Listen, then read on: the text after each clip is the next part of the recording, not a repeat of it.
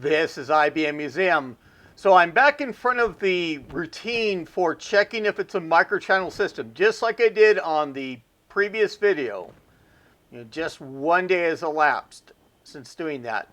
And I had some of the structure of the routine kind of convoluted, and further study of the system I'm going to bring up tonight is maybe go in there and optimize a little bit further, update it, give it a current date at the bottom of the page to where I'm tracking that now for the versions of the routine, and I have a much cleaner routine now, and I'll step through it just like I did for last night.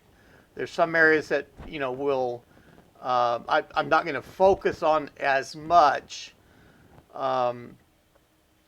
such as the interrupt call to determine if it's a microchannel system. I'm just going to go through where my code interrogates that function and what happens from there. But tonight I am in front of a PS2 Model 55SX.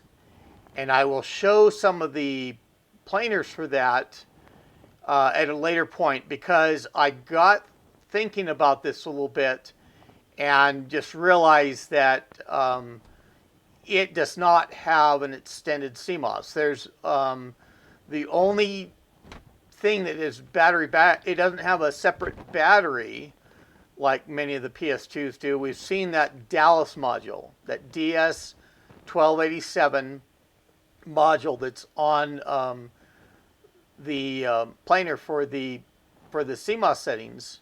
Stores the values of that configuration as you set it from the reference diskette. And of course, you have to modify those modules. Typically, the internal battery is dead, so you've got to go through there and modify those. I've featured videos with doing that. This unit here is my main 55SX unit that I've gone through and I've done that modification. And I've got the cover off. That's the condition I had it in, and I think it's better in this case for being descriptive. The planers I have are separate from the system anyway, but it just shows what I have in the system. And I've got, this isn't really a view from the side or anything like that, but I've only got that memory adapter that's the 8 megabyte in the 2 megabyte SIMs. It's very visible there over on the left-hand side in this image. And then it's got what's called the Procom Pira riser. And that is for a substitution instead of the regular Model 55SX riser, where the top of the connection you had a cable connection that went to the DBA ESDI drive. And in this case, I've gone through there and it allows you to use a more conventional IDE drive. And I featured that a little bit in the prior Model 55SX videos. It's been a long time since I even ran the system information tool on this unit.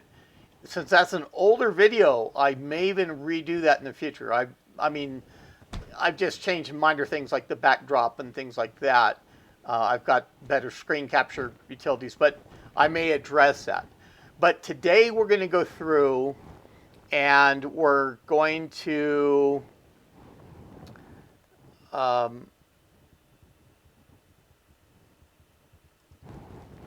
run the UNPC program on this.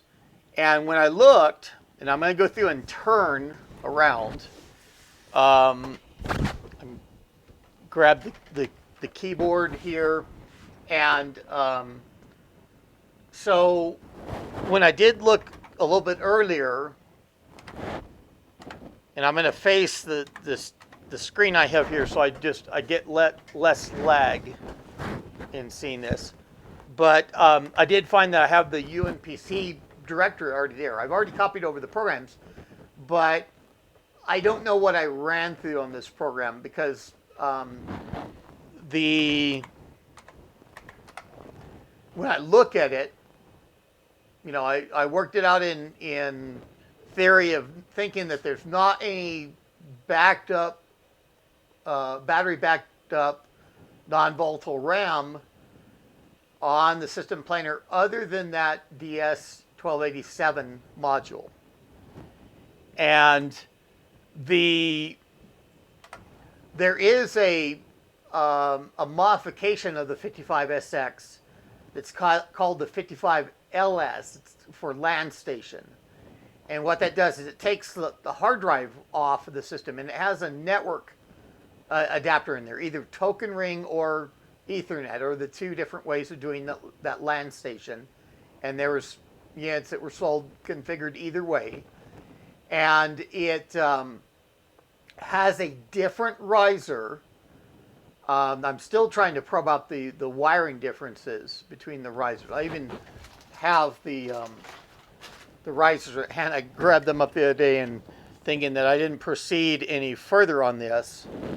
But one of these risers is for and that's with the label, is for the 55LS model, and the other riser without that label, all functionally the same otherwise, front and back, same bodge wires and everything else. But the riser without the label is for the regular 55SX. And that changes that what's called the planar ID of the system. And so the 55LS has a different planar ID.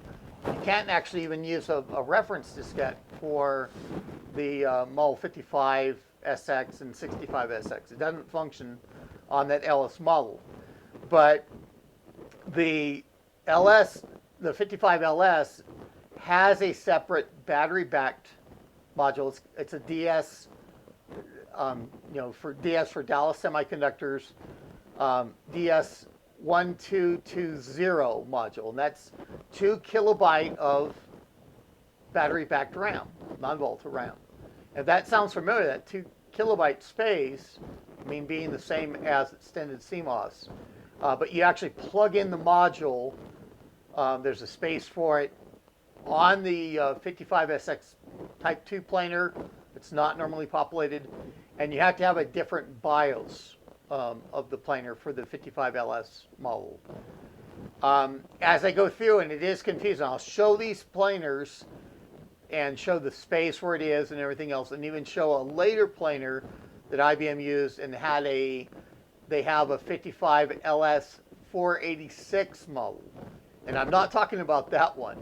And it's even confusing enough that planar is shared with another PS2 model as well. But as I go over the planars, and I'll likely do it on this video, I have to grab them from the car from picking them up earlier. But I can certainly pause for that, bring them in to show them. I'll try and include them on this video, and so we've got to make sure that we're moving here. But this is going through and empirically testing. In other words, testing in practice and verifying, the theory out. The theory that I go through and think, there's not any battery-backed non-volatile RAM other than that regular CMOS space. But I want to go through and empirically test the machine. So we're going down to the view CMOS RAM contents, just like we did on the videos for the 50Z, going through and verifying, and then making sure that the Model 60, as we would assume, did have that extended CMOS. The Models 50 and 50Z do not. So let's get looking through here. And the Model 55SX, it has the provision for 4 adapters, or 4 slots, microchannel slots. Now the 4th adapter, just like for the 50Z, is that DBA ESDI drive. And the regular CMOS space, as it is for the 50Z with the 4 adapter spaces, and you can supplant that DBA ESDI riser in the 50Z, just the same as I've supplanted the riser in the 55SX with something with a different adapter ID. It's effectively a microchannel adapter, but it's just in a different form. It's in the form of a riser. But it is a full microchannel slot. It's treated just the same as any other microchannel adapter. And has the adapter ID, has POS bytes that are set for the configuration of the adapter. Now the regular CMOS area can hold up to 4 adapters, the configuration, microchannel configuration, but not any more than 4. So in the cases of the Model 50, the Model 50Z, the Model 55SX that we're looking at right now, they just have that 4 adapter, microchannel adapter slots. So it makes enough sense that those models could, keep that all that microchannel configuration that's needed within the regular CMOS area. And that's what we're looking through right now. And so as we pulled out the UNPC book the other day, we learned in the regular CMOS, starting from that offset of 1.9 hex and 1A hex being that offset for the first microchannel adapter slot. What they're identifying in the UNPC book as slot 0, but human terms, we're going to, that's the first adapter. It's in slot 1. In the 55SX, it's at the bottommost position in the system, and I believe that's even with the AVE. There's one way to tell. See that this is the riser, and so this would be and that's the connection on the planar. This would be slot 1, slot 2, slot 3, and then slot 4 is that DBA ESDI riser on a regular 55SX. And as I say, on this unit it has a Procom Pira, and that's probably a Procom IDE replacement or riser adapter. But that's normally your 4th adapter slot. So on this unit, this 55SX, I have that first slot is vacant. There's no adapter in it. That 16-bit with the AVE extension. Slot 2 is a regular 16-bit microchannel slot. I also do not have this populated on this 55SX behind me. Slot 3, that topmost slot, the adapter, I do have that memory adapter in there. That 2 through 8 megabyte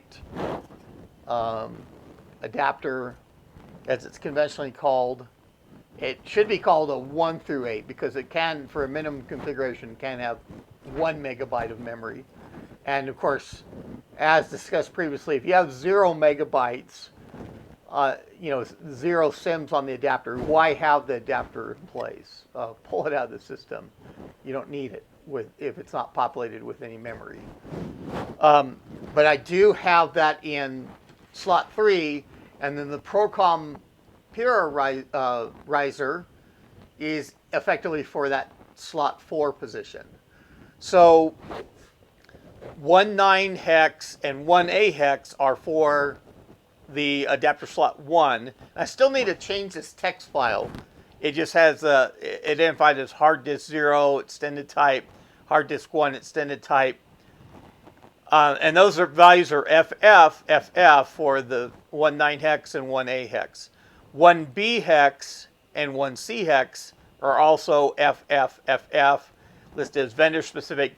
That is for microchannel adapter slot number 2, which is unused as well. On 1D hex and 1E hex, those being listed as vendor specific, but that is the microchannel adapter slot number 3. We do have that memory adapter in there, and its adapter ID, or POS ID, is F7F7. Doesn't matter what order those bytes are in, effectively in this case, because they're both the same. Even though, in this case, 1E hex is the most significant of those two of those bytes, and then the 1D is the lower order byte for that. And then going down to 1F hex and 20 hex, also being vendor specific, we have the 08 in the 1F hex offset, and then we have 51 in the 20 hex offset. And the adapter ID of that Procom replacement riser is 5108. So we see that the 20 hex is the most significant byte. The 1F hex is the least significant for that 5108.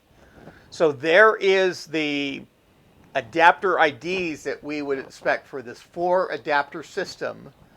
Below that, it goes through and it has, for starting at offset 21, 22, 23, 24, that's starting for the POS configuration bytes of those adapters.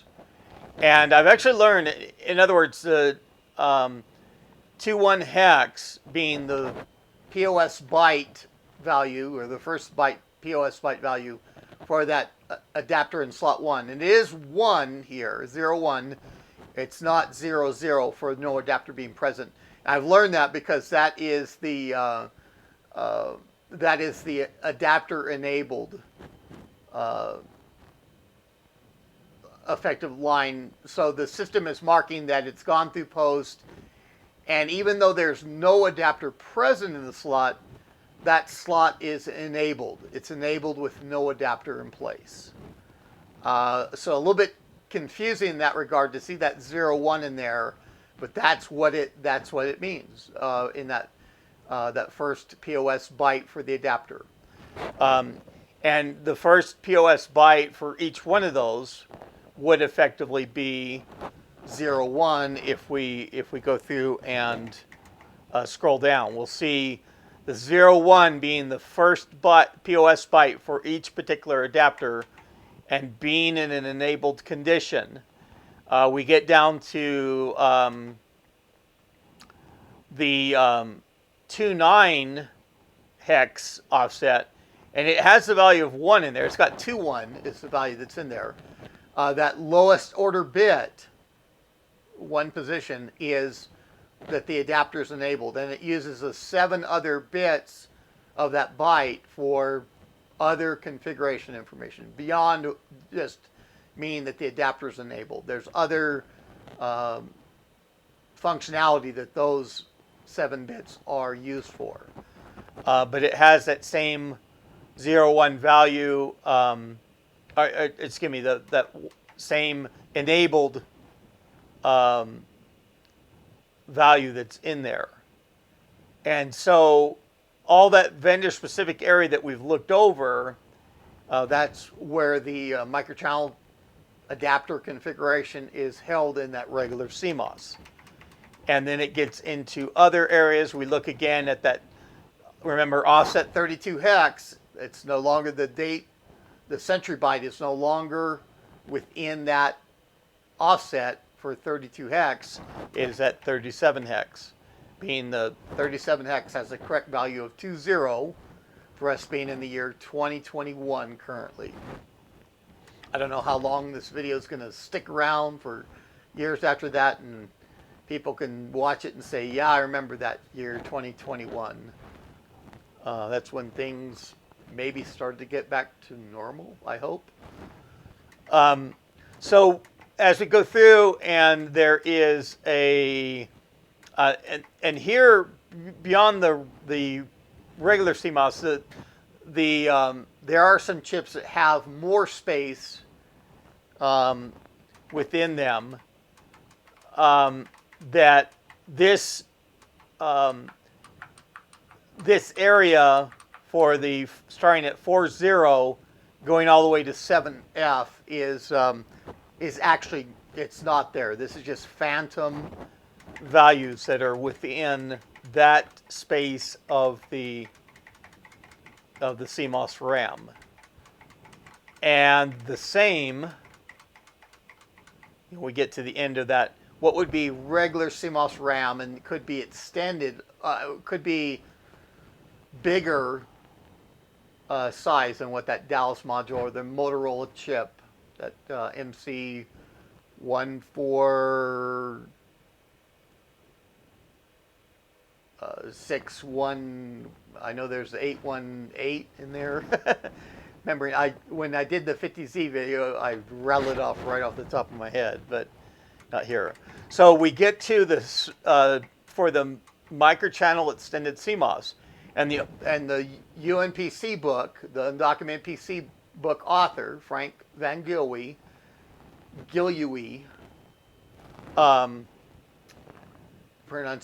pronunciation of his last name, he's having the program display that because the system is identifying itself as a microchannel system, but that extended CMOS area is just phantom. There's not anything within that space. Just those incrementing values of 4.1, 4.1, 4.2, 4.3 for all the kind of the banks of those of that.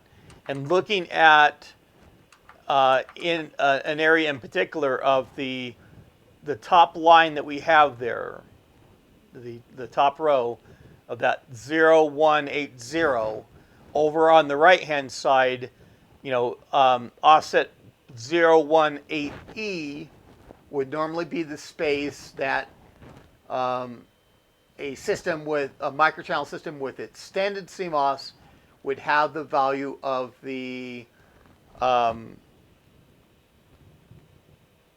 number of microchannel slots.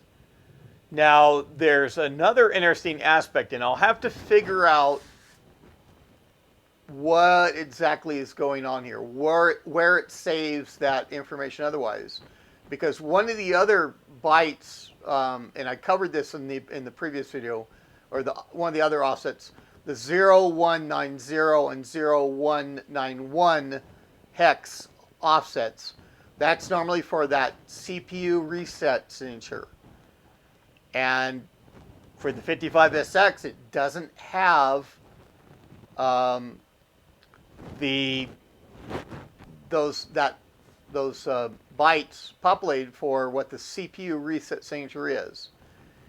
And it's a 386SX CPU normally on those systems. This system is that Cyrix chip that's in mine. But it supports the CPU reset. The BIOS of the machine saves away that CPU reset in a location. It's not here.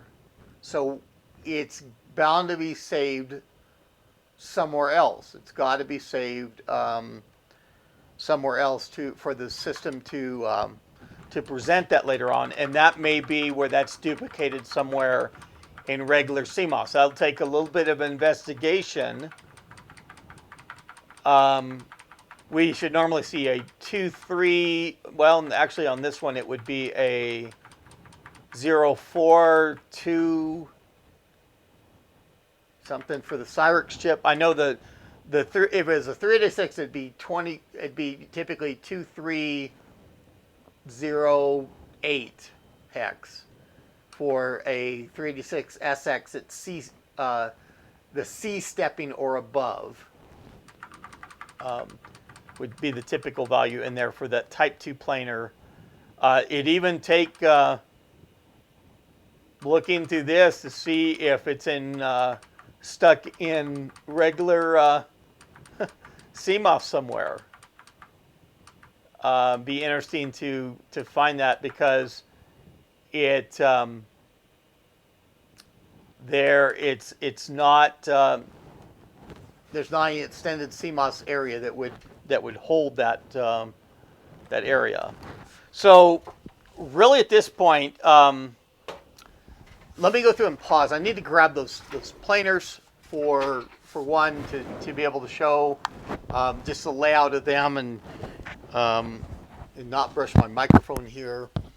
And then I'll be in front of the computer where I can go over the routine as I have it now.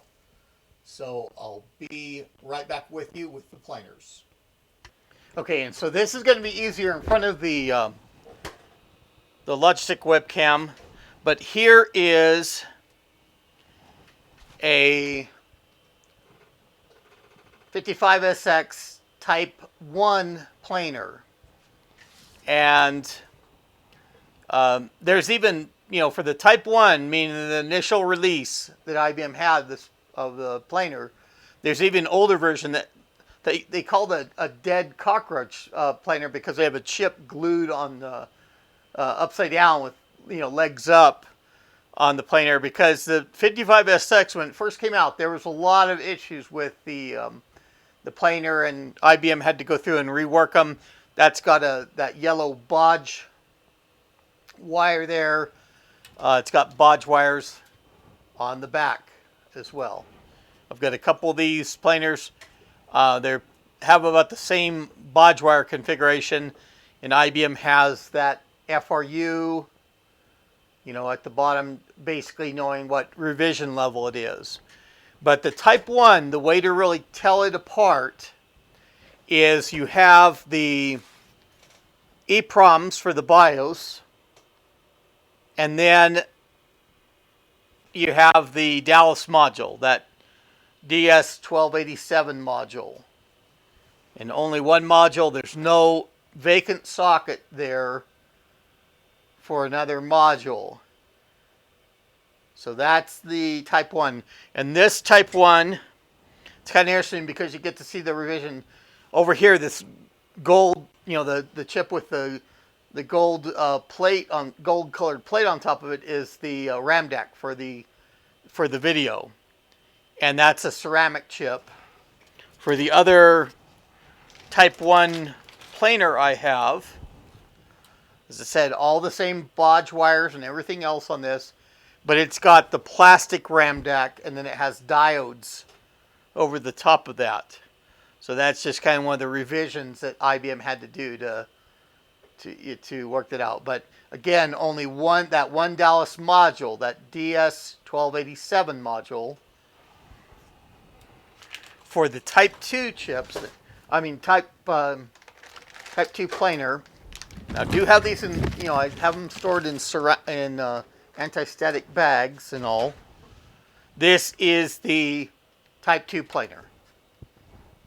And, of course, the one thing you notice is that, not any bodge wires that are visible. IBM seemed like they worked it out a little bit better. Typically, these 386SX CPUs on these are later versions, and they have what they call the float pin on here. They could have a clip over CPU upgrade that was pretty rare, but it goes through and disables that 386SX. And the Type 1 planars typically had the 386SX CPUs, and you can see the penciling in this case. You see what I get to do. That has a 05 that I've written in pencil on it for the Type 1 planar. When you get to the Type 2, and you can see that there's more visible Intel lettering on that, and I've penciled in 08. So this is a later CPU stepping. This is what's known as a C-step CPU stepping. This has the float pin fully enabled on it. But getting back to recognizing the Type 2 planar, it has the BIOS chips. The Dallas module is now parallel with the EPROMs, and that's at DS1287. And then you have a vacant socket here, and that is for the DS1220 module. That's at 2K of battery-backed non-volatile RAM, and it doesn't have a real-time clock functionality on it, but it's got more memory space than the regular CMOS. It's on this Dallas module, and they look almost identical. And I even do have some Dallas DS1220 modules, and that is not used on the 55SX at all. You can have that socket empty. The system doesn't complain. It doesn't use that functionality that 2 KB of battery-backed non-volatile RAM would do. When you go to the 55LS model, that land station model, LS means land station, with that different riser, and it has a different planar ID, there's also a different BIOS for the planar, and that goes through and it will complain if you have that module out of there.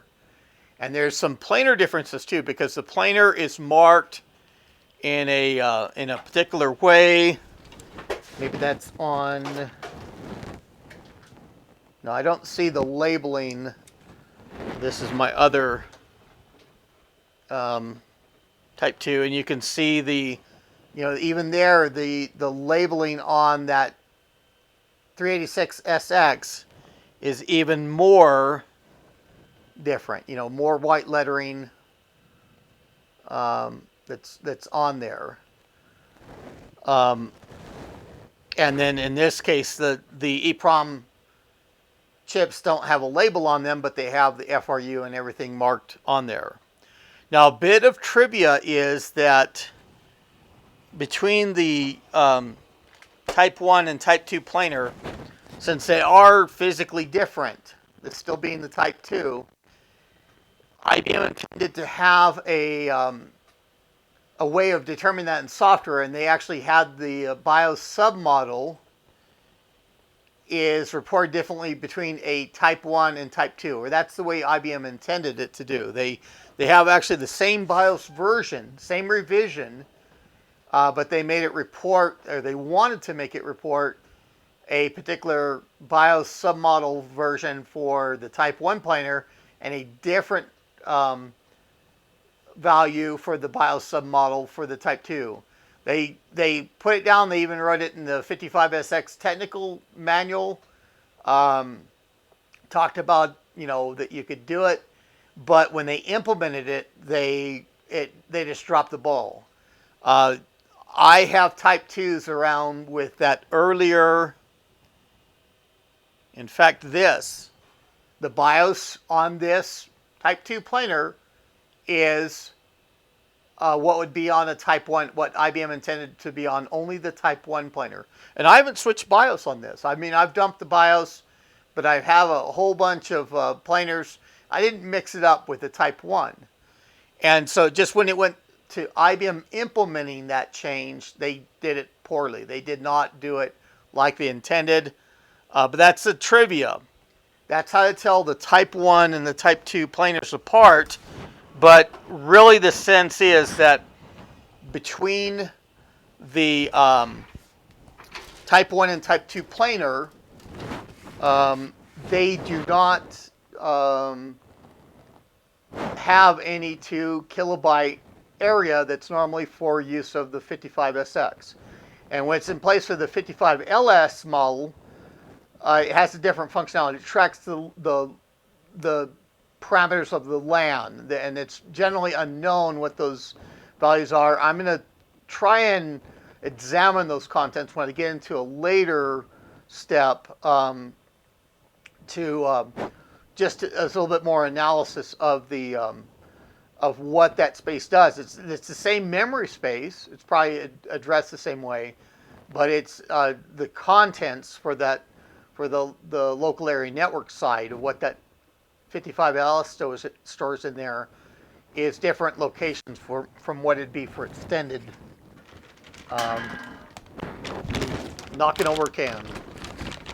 But the last planer I wanted to show, and I have a few of these, and actually it looks like the BIOS chip and the module is missing from there for this unit, which is fine. I probably went through and I do have more of the DS1387s now, and I'm going through in. I'll feature this later on. So this is what was called a Reply 55. The Reply Corporation that I've talked about earlier, one of the things that they did is they had a planer, and this planer actually has an IBM 486 SLC2 50 megahertz that's on the planer. So it has a better CPU comparable to what my 55SX, being that rare thing that had a Cyrix chip installed by IBM, but it has a better CPU than the 386SX. And there's the numeric coprocessor or FPU socket. And it has 3 SIM sockets. It actually has IDE on the planer. One of these is for the diskette drives. The other one is for the IDE drive that you can have run from the planer. So it was a significant upgrade. And the keyway on both those sockets is the same, but so you hope you don't mix up the connection that's supposed to be for the diskette drive, and it's actually labeled here on the side. It does have IDE and floppy silk screened in the on the planer for those locations. Now it is missing the ROM BIOS, and that being a chip I can't read in even though my EEPROM reader is real good, I don't have an adapter for that particular.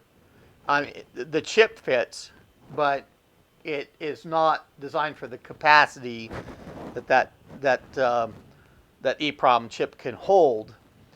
And so Reply developed its own BIOS for this, and they had, instead of a DS1287, they had a DS1387 that was here, that module, and that's got the real-time clock, the regular CMOS, and then it's got 2 KB of extended CMOS. So that's where, the Reply Corporation put a chip that could also have that 2 KB. Now this is still in the 55SX style. It's 4 adapters. It uses the riser that you had in your 55SX. So what the Reply Corporation did with that extra area, that 2 KB for extended CMOS, I don't know. But when I look at the units later on, I'll check what that is.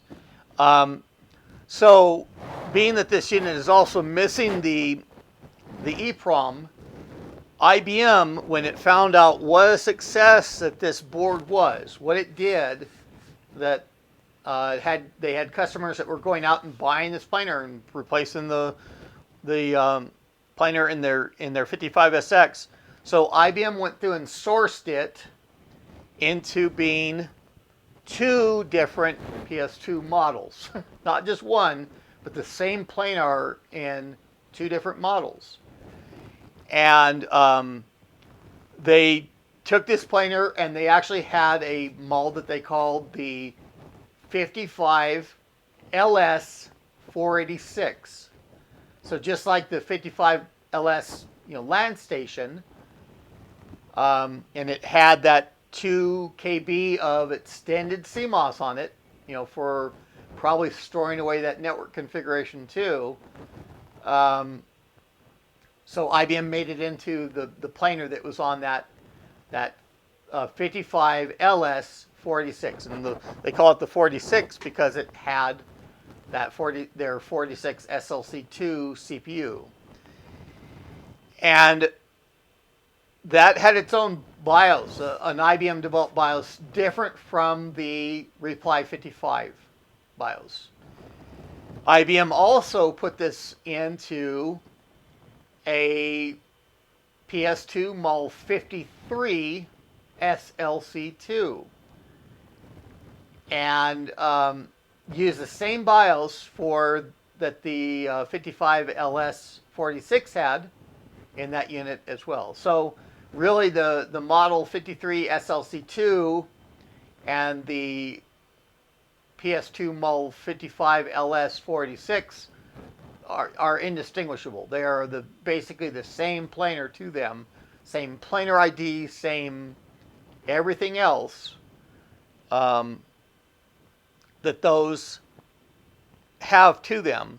But that is just a third planar in the mix that complicates things and makes things that just not as easy as it looks. But a rather nice planar, and I'll actually feature the those. I have both the 55 LS46 models, and I have the Model 53 SLC2 models. And it's real nice having the IDE that you can put on the planar. And I think the IBM BIOS has it to where you can't use, even though you have the riser effectively in there from the 55SX, that you can't use the DBA ESDI drives. I think there's no BIOS support. But then you can put IDE drives in there. So you move on and have a little bit, a higher performing computer, higher performing drive. So we've looked at, and at this point in the video, we've confirmed empirically that the 55SX does not have that extended CMOS area. So we are going to look at the aspect of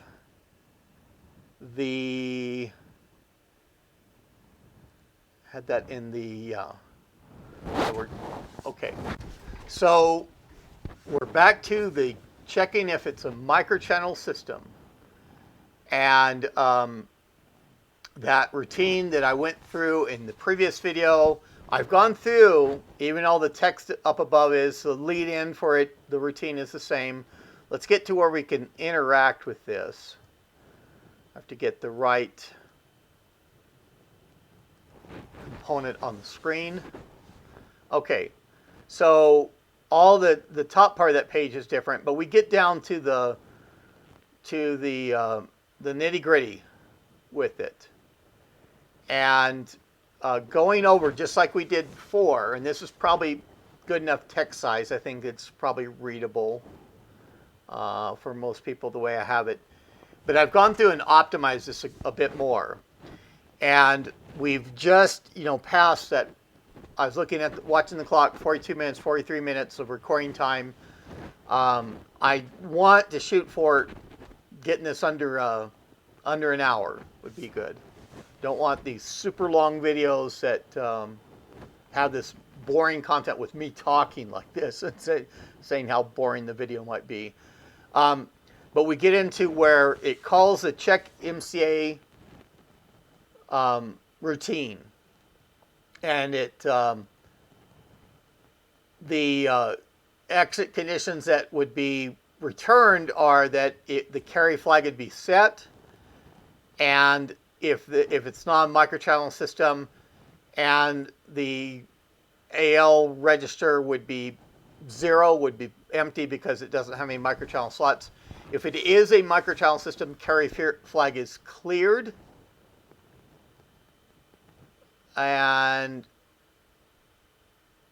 okay, yeah, at the top, carry flag is clear of microchannel bus, and the AL register is the number of microchannel slots.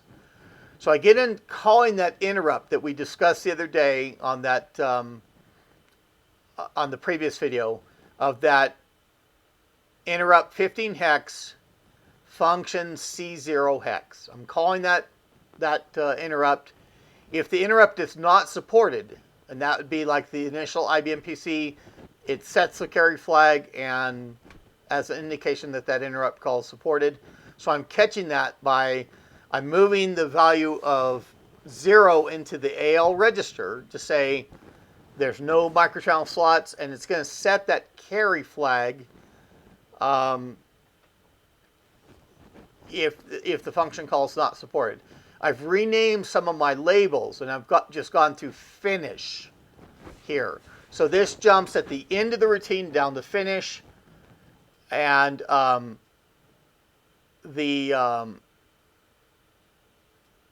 and it goes through and re-enables interrupts, even though I didn't turn them off for that portion of the process. It's not hurting things to say, hey, I'm STI, I'm going through and re-enabling interrupts when I never turned them off in the first place.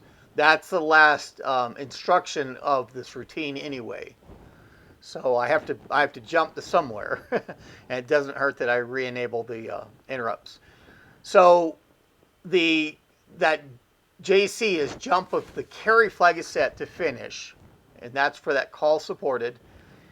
I then goes through and that STC is set the carry flag, and I'm doing that for the reason I'm preloading it, because then I'm going through and checking for if what's a microchannel model and what is not. Because if I have to jump out of the routine, I want that carry flag set, showing that it's not a microchannel unit.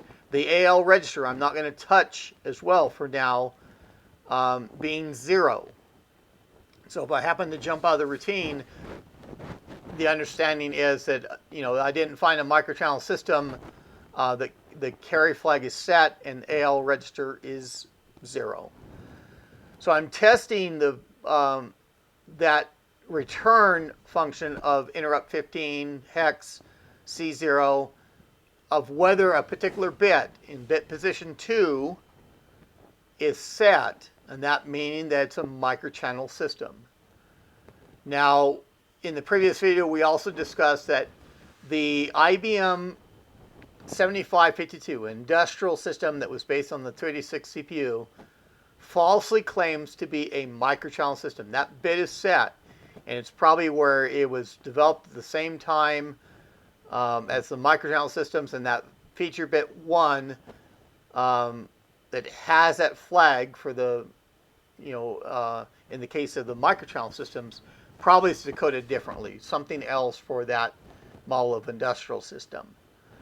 But I'm going through, and if the MCA flag, if that's not set, then it's not a microchannel system. And I'm jumping out to the finish at the end of the routine. I am going through and I am setting the carry flag.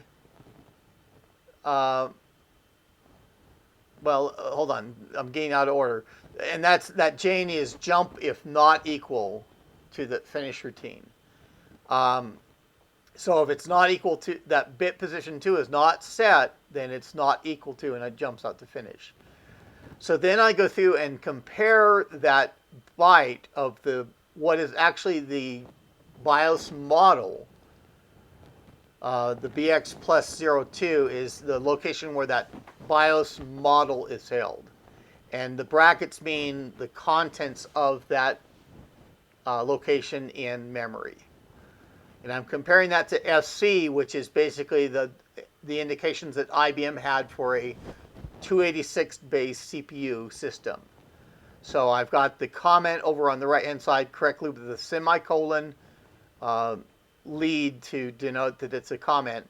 But I've got IBM 286 question mark. So I'm testing that whole line there, the compare byte pointer ES colon BX plus 02 to FC. I'm checking if the system is reporting a BIOS model of FC.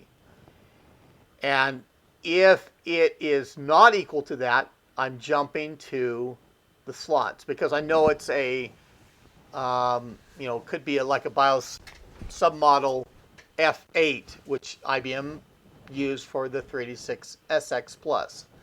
So I know it's not a 286. And sure enough, there's the Model 50, 50Z, Model 60. There's an industrial 7541 that's based on the 50Z planar. So there is microchannel systems that IBM had that are based on the 286, also from other vendors. There's a few machines that were based on the 286 as well. Whether they had the BIOS model of FC, I don't know. But I'm screening for, in particular, with the next thing of compare byte pointer ES colon BX plus 03, and that's that memory location for the BIOS submodel. And I'm comparing that to 06. 06, the 06 BIOS submodel is the IBM 7552 gearbox, the system that falsely claims to be microchannel.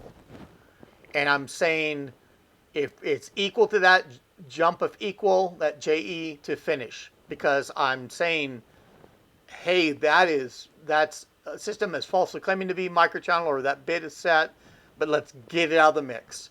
And so when I get down to the slots label, I am relatively sure that I just have microchannel systems. I've screened out the one IBM 286 based system that falsely claims to be microchannel.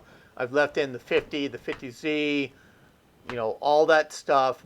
The Model 60 of those 286 based, they didn't match up to the BIOS submodel, because the BIOS submodel of the 50 and 50Z is 04. The BIOS submodel of the Model 60 is 05. So that doesn't match. They're still left in there. When I get into the slots area of that routine, I am clearing the carry flag. CLC is clear carry. And in other words, I'm saying I have microchannel. Let's clear the carry flag, so when we leave the routine, it's clear, indicating that we have a microchannel system. If there's anything that checks the condition of that carry flag at the exit of this routine. And we are going through and we are clearing, we're saying it to where the interrupts are not going to interrupt us, interrupt this section. And I moved that CLI, and I did it on based on a comment of a programmer who probably knows a little bit more assembly language than I did. And it says, you only want to turn off interrupts for the length of span that is needed. You don't want to turn them off too early. And so I'm only going through and turning off the this portion being interrupted, preempted by the machine. I don't want to where we have to branch out or get interrupted as we go through this process. So I'm saying out to port 75, the 01, moving into the AL register, the 8E hex. And what I'm doing is I'm digging at that 01 E, it's going to be 01 8E location. That is where a microchannel system that has that extended CMOS is storing the slot information. Now I'm running through the systems, the Model 50, 50Z, systems that do not have that extended CMOS. I'm still putting them through this section, even though they don't have that they don't have that storage for the number of microchannel slots. But when I get it returned, I'm going through and writing to port 75 and 74 hex, and then getting return value from port 76 of the microchannel slots if the system has that extended CMOS. And that being a value that's 8 or below, because the maximum amount of slots, microchannel slots, is 8. If it is different from that range of 1 through 8, we know we have an invalid value. and I go through and I test that. I compare the AL register, which has the value of the number of microchannel slots, to 8.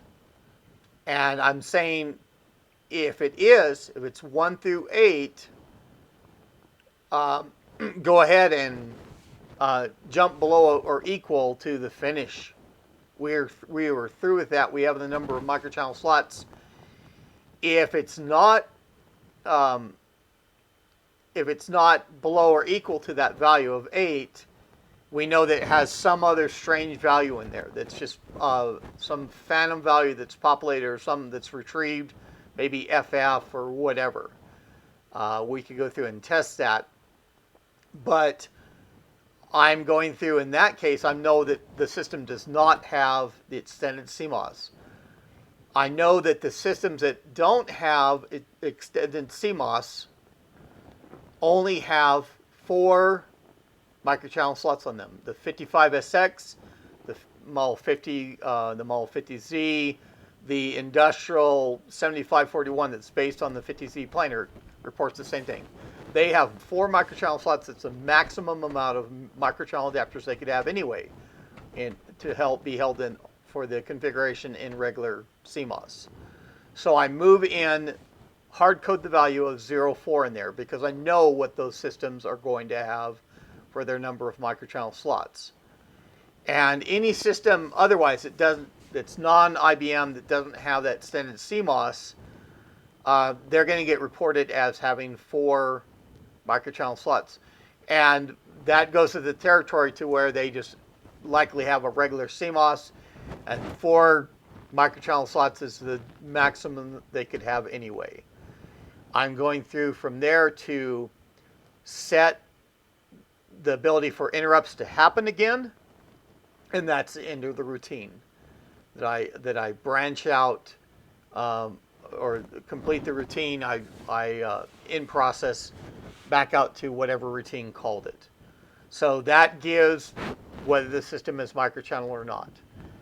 And then I have the note down below, and I probably need to go through the web page and just go through and put those tags. I can jump to those locations right away. But I have that note of the IBM 7552 gearbox BIOS Model FC submodel 06 falsely claims to be a microchannel system. Okay, so that's why I'm trying to pull that system out from this routine to particularly look for it, and if it matches what I know that model reports, it's pulled out. It's not microchannel. The PS2, Model 50, 50Z, and 55SX, as well as the industrial Model 7541, because it is based on the Model 50Z planar, lack the 2 kilobyte extended CMOS RAM that is used for a microchannel configuration of more than 4 adapters. So I've gone through, and in that note, I'm basically explaining that lack of the extended CMOS RAM. So at the very, not all the way to the bottom, but I have last updated 30 March, today's date, 2021. And I'm going into the habit, since I'm starting to modify some of these routines, I want to know that I applied those updates or modified. This code is a lot cleaner than what it was before. And there's a lesser possibility for bugs. I went through, and I was very convoluted when I had in the other video, the aspect that I was screening primarily for IBM systems, and based on that BIOS model and submodel, and going through and branching around, trying to exclude the 7552 gearbox system in just absolutely the wrong way. And learning that the 50 and 50Z, didn't have that extended CMOS, and then the additional learning that I've empirically tested that the 55SX does not have extended CMOS either made it a lot easier to say we're going to worry less about that extended CMOS area, and I'll adjust the routine to get around that. And we'll just say we're pulling that 7552 out of the system right away in the routine. This routine can still fail if there is some non-IBM system that is not microchannel that identifies itself as microchannel, for one, or a non-IBM microchannel system, another vendor producing a computer that's microchannel, but having the same BIOS model and submodel as the 7552. So it gets mistakenly pulled out. And the instances for that are going to be pretty rare. I went through and I've checked against known data that I had, and I'm not going to falsely go through and flag a system. I don't think the routine, as I have it now, should work a lot better. So I have that up on the online, and I will link it into the video description. I'll probably link in that, even though I referenced it but didn't show it, I'll probably link into that interrupt 15 hex function C0, the get configuration routine. I'm calling for the microchannel just to be complete, just so I'm complete like the previous video that I went over this. But that is it. We just rested past an hour and a minute actually. And but that's a wrap for empirically testing that the 55SX does not have extended CMOS, and going through from there and understanding as I looked at the routine and understand that I saw how out of balance it was. I needed to optimize a little bit better to perform the checks that I was doing a little bit better. But that unusual content once again. So if you enjoyed this video, click on that like button, please. And I enjoy comments. If I did get the comment aside on the Facebook group of someone commenting on the code. I understand. I've been away from assembler some years now. I've probably forgotten some stuff, and earlier I was studying a lot of stuff just to make sure I had it right, because I think there's a bug. I actually flagged things wrong in the code that was up previously to jump out of the routine if it was still a microchannel system. So this code is cleaner now.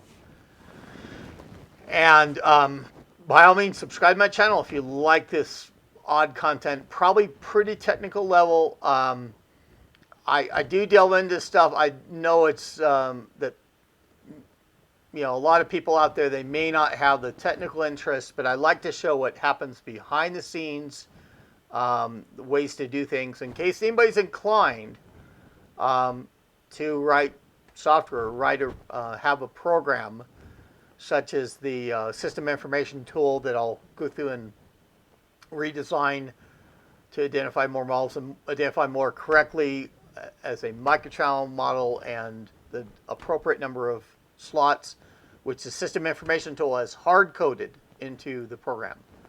And it goes through and it avoids it. For like the 55SX, it calls it as 3 adapter slots.